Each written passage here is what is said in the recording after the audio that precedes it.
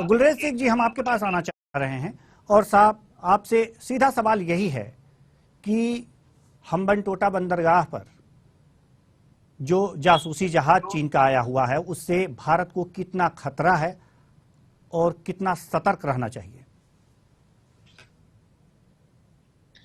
देखिए, वो एक सर्वेलेंस स्पाई शिप है, तो ये बात तो सच है कि उससे जी। डेफिनेटली कहीं ना कहीं एस्पियोनेज और जो जिस प्रकार से इसकी एक्टिविटीज होती है वो उसी के लिए भेजा गया है। चाहे चाइना को भी कहता रहे कि वो मेंटेनेंस के नाम पर भेजा है, लेकिन एक बात और भी है जी। कि जब स्पाइंग एक्टिविटी चुपचाप से होती है तो उसका मतलब निकलता है, लेकिन अभी तो ये जग जाहिर है।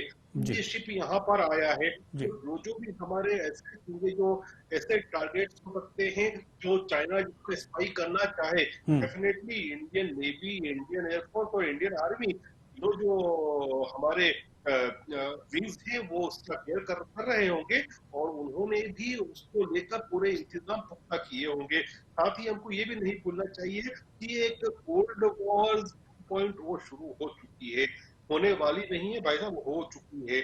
और जब ये कोल्ड वॉर चल रही है तो आप देखेंगे कि हर महीने नहीं हर हफ्ते कुछ ना कुछ दुनिया में ऐसी चीजें आपको दिखेंगी। अभी नैन्सी पेलोसी मैडम के आने का दिखा था हमको, जी। फिर उसके बाद हमने देखा कि सेनेटर्स आए वहां ताइवान में, अब देख रहे हैं कि श्रीलंका में ये हो रहा है। फिर आपने एक चीज को अभी कितना या ये नहीं पता, दो चीजों को रादर जी। पहले तो कल जो चीज हुई है कि हमने डोनियर एयरक्राफ्ट दिया है श्रीलंका को जी। और उसको रिसीव करने खुद श्रीलंका के राष्ट्रपति आते हैं।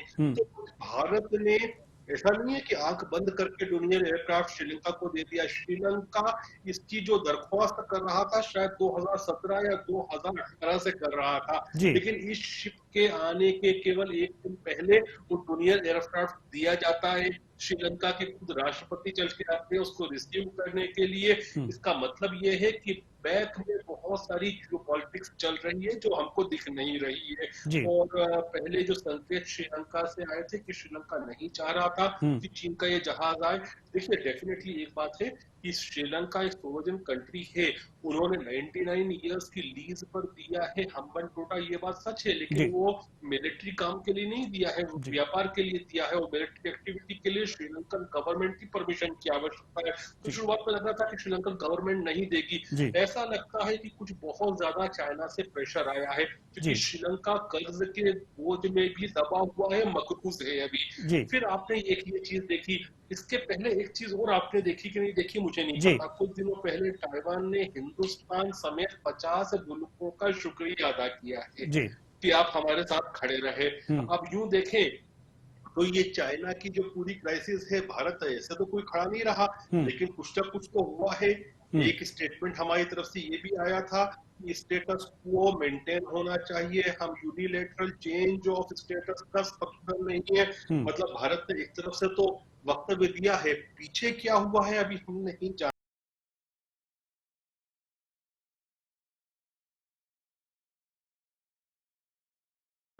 जी। हैं। उसके बाद चाइना के जो एम्बेसडर हैं दिल्ली में, उन्होंने ये कहा कि भारत जो है वन चाइना पॉलिसी को रिएटरेट करे। हमारी तरफ से ऐसी बात अभी तक कुछ भी नहीं हुई, हमने ऐसा कुछ भी नहीं बोला है।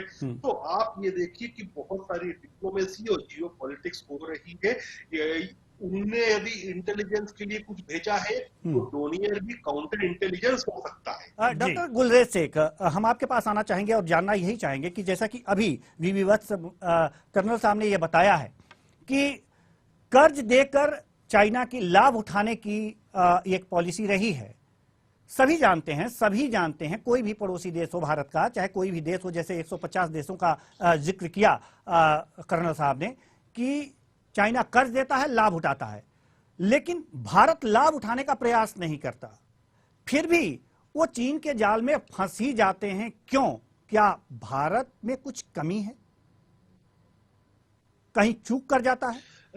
देखिए, इसको पॉलिटिकली डेट ट्रैप डिप्लोमेसी कहते हैं कि कर्ज के जाल में फंसाने वाली डिप्लोमेसी जो चीन इख्तियार करता है।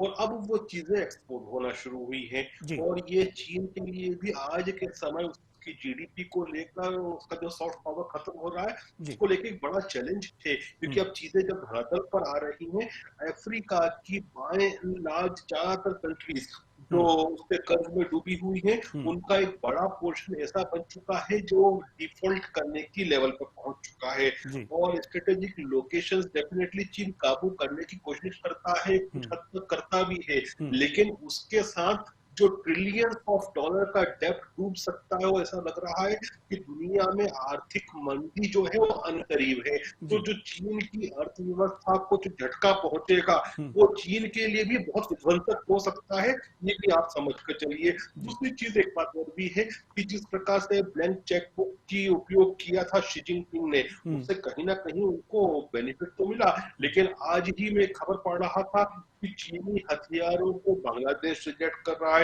कुछ दिनों पहले बांग्लादेश के जो वित्त मंत्री हैं, उन्होंने एक शब्द कहा था कि चीन से लोन लेने से पहले जो विकासशील देश है वो 2 बार सोचें। तो ये सब भी एक मानस दुनिया भर में चीन के बरक्स बनता जा रहा है, और वो कहीं ना कहीं चीन के लिए लॉन्ग टर्म में और मीडियम टर्म में भी एक तकलीफ का सबब बन सकता है। आप ये भी देखिए कि चीन के स्ट्रेटेजिक पार्टनर वास्तव में कितने हैं दुनिया में? दुनिया में केवल 2 पार्टनर्स हैं जो हर वक्त उसके साथ रह सकते हैं, एक है नॉर्थ कोरिया और दूसरा पाकिस्तान। और आज के समय कभी भी जंग जब भी होती है तो बिना अलायंस के आप नहीं जीत सकते। तो चाइना के पास अलाय भी नहीं है। अलाय क्यों नहीं है? इस प्रकार की जो गतिविधियां वो करते हैं उसके